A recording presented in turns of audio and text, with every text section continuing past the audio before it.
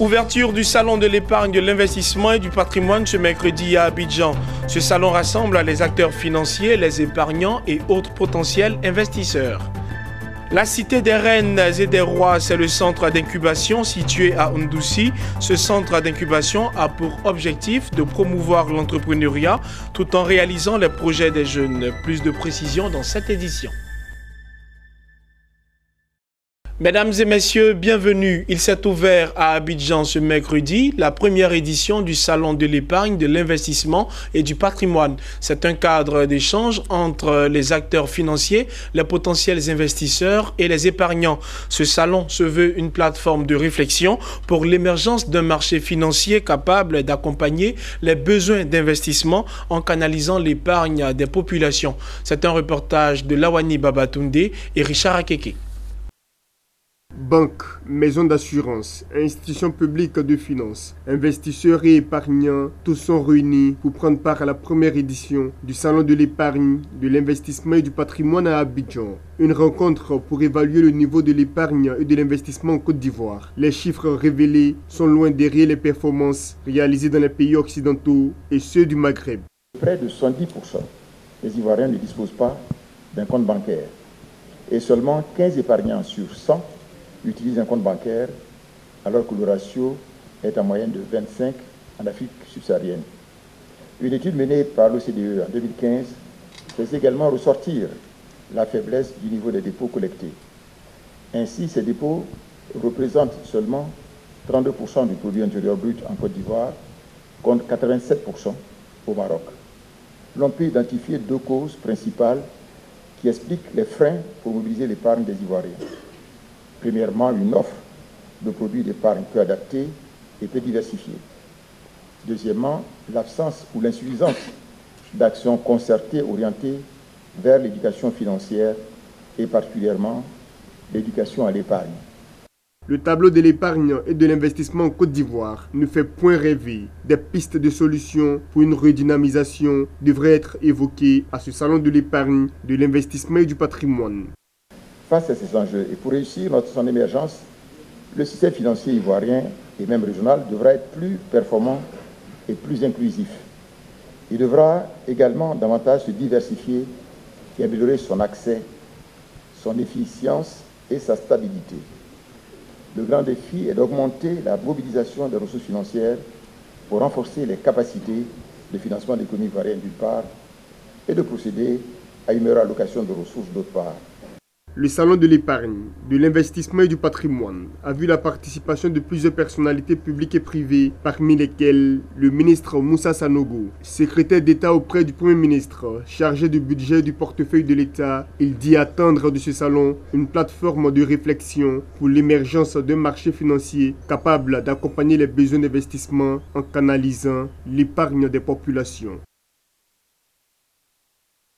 Promouvoir l'entrepreneuriat tout en réalisant de façon concrète les projets des jeunes Africains en général et ceux des jeunes Ivoiriens en particulier, en les rendant aptes à la vie professionnelle, c'est la mission première que s'est assignée le centre d'incubation, la Cité des Reines et des Rois, sise à Ndoussi, localité située à 113 km d'Abidjan. C'est une initiative du professeur Amoa Urbain, homme de lettres et de culture. Reportage signé Ariane Touré et Richard Akeke.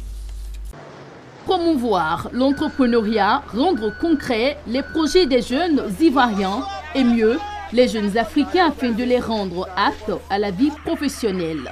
C'est la mission première que s'est assignée le centre d'incubation, la Cité des Reines et des Rois. Étendue sur une superficie de 15 hectares, la Cité des Reines et des Rois est un champ d'expérimentation pédagogique pour la promotion de l'entrepreneuriat en Côte d'Ivoire. Elle donne aux jeunes la possibilité de mettre en pratique leur formation théorique par l'exercice de divers projets. L'idée de la création du centre d'incubation de Ndoussi, c'est-à-dire le village universitaire de Ndoussi, c'est de faire en sorte que tout jeune, venant de l'intérieur du pays, même du nord de la Côte d'Ivoire, tout jeune peut venir faire quelques mois, apprendre, produire, mais également rentabiliser leurs compétences. Ce centre d'incubation est ouvert à tout jeune désireux de se prendre en charge et aspirant à l'entrepreneuriat dans l'agrobusiness, l'agro-industrie, la pénéculture, la pisciculture et l'élevage. De pintade, mais un jeune également qui veut apprendre l'aquaculture, qui veut savoir comment fonctionne l'EVA, comment fonctionne le palmier à huile, comment passer de la production de la fleur à la commercialisation de la fleur. Ce site offre un capital important qui permet à chaque jeune de se réaliser. Pour le professeur Amoa Urbain, cette conception du développement permettra à la Côte d'Ivoire de relever les défis de l'économie régionale, une approche territoriale du développement par l'application de la croissance à divers niveaux. Je pense que si les régions sont ainsi développées, on va assister non plus à l'exode rural, mais à un mouvement que j'appelle le mouvement du comeback to the native village.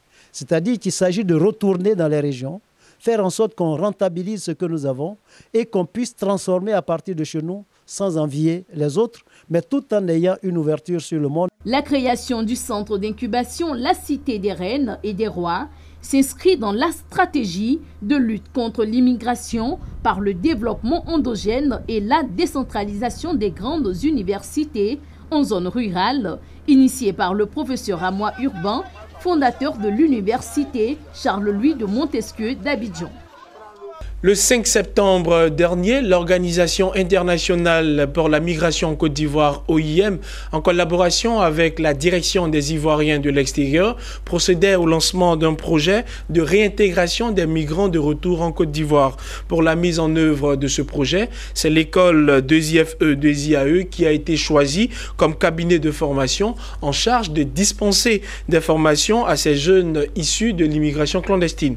Un mois après, l'OIM, en qualité de partenaire financier, vient évaluer la mise en œuvre de cette formation reçue par les ex-migrants à l'université 2IAE. Hervé Blagnon et Lyon Gilbert. Le bilan, je pourrais dire que le bilan est positif, vu qu'un mois après, on a constaté un changement notable du côté des apprenants.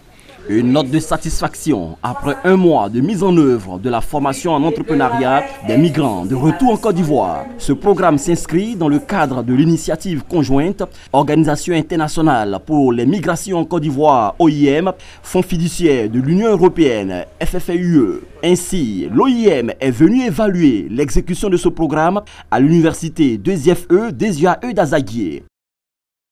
Selon Séraphin Koua, les migrants de retour en Côte d'Ivoire ont connu des débuts difficiles au démarrage de la formation. Mais aujourd'hui, ils sont habités par la confiance, une dynamique qui leur permet de suivre méthodiquement les cours théoriques et les ateliers pratiques. Certains d'entre eux ont un niveau d'instruction faible. Donc, on n'a pas voulu utiliser la formation classique. Nous avons utilisé une formation par andragogie. Ça veut dire que basée sur les images. Nous savons aussi qu'ils ont été traumatisés. Donc le premier cours, c'est un psychologue qui est passé. Et puis il y a un autre cours sur la vie associative. Et il y a un cours sur l'entrepreneuriat, le management, animé par votre serviteur, M. Koua. Et il y a des spécialistes dans le domaine du bâtiment, de l'agriculture qui interviennent aussi. Et on a dit à la fois la théorie et la pratique. Donc les matins, on fait des cours théoriques. Et l'après-midi, on les divise en 3 groupes. Les gens du bâtiment d'un côté, les gens des pépiniéristes d'un côté et les gens de la production poulet de chair assistés par des maîtres apprentis et des spécialistes dans le domaine. La phase d'apprentissage pratique est une étape importante de ce programme de réintégration de migrants de retour en Côte d'Ivoire. Les pensionnaires de l'université 2IFE, 2IAE d'Azaguié sont répartis en 3 groupes de spécialités. Le bâtiment, la production animale et la production végétale. Sinon, je ne savais pas comment les maçons arrivent à faire un mur. Je ne savais pas comment faire. Donc moi, aujourd'hui, j'ai vu et j'ai su mettre une brique. J'ai su comment poser une brique. Comment se passe un bâtiment. Bon, on est en train de faire une fondation. À partir de là, on va faire une implantation. C'est ce qu'on a commencé depuis hier. Donc on va terminer ça peut-être aujourd'hui. Présentement, nous faisons une partie de semelle, c'est-à-dire élever donc, les différentes parties constitutives d'une fondation. Un autre groupe est en train donc d'élever, de monter donc des agglos, faire donc des élévations. Et il existe un troisième groupe qui est donc affecté au gâchage, c'est-à-dire tout ce qui est le service, le mélange du ciment, le transport des briques, ainsi de suite. Cette formation m'a appris beaucoup de choses. D'abord, comment on chauffe les poulets, comment on lave les abreuvoirs, comment on les nourrit. Et avant d'entrer dans un poulailler, il faudrait qu'on se désinfecte d'abord les pieds, les chaussures. La prochaine évaluation du projet de réintégration de migrants de retour en Côte d'Ivoire, formé par le groupe 2IAE, est prévue le 9 novembre 2018. La Banque africaine de développement a donné son feu vert au lancement du programme de financement contre les risques de catastrophes en Afrique. Le tout premier programme dénommé ADRIFI est dédié à la gestion des risques climatiques que la banque met en place pour renforcer la résilience des 54 pays d'Afrique et les aider à y faire face. Le programme ADRIFI renforcera leur capacité à évaluer les risques et les coûts liés au changement climatique et à réagir aux catastrophes ainsi qu'à revoir les mesures d'adaptation prises à l'échelle nationale et sous-nationale. Il facilitera également l'obtention de financements initiaux en faveur des pays qui ont besoin d'aide en ce domaine. La première phase du programme devrait se dérouler entre 2019 et 2023. Direction l'Afrique du Sud, où l'Association sud-africaine des constructeurs d'automobiles a annoncé récemment que ses membres envisagent d'investir plus de 40 milliards de rand, soit 3 milliards de dollars, dans le pays le plus industrialisé du continent au cours des 5 prochaines années. L'annonce a été faite par l'association qui regroupe notamment Nissan, Volkswagen, Isuzu, Ford et BMW lors d'un sommet sur l'investissement tenu à Johannesburg. Mesdames et messieurs, c'est la fin de ce journal et merci de nous avoir suivis.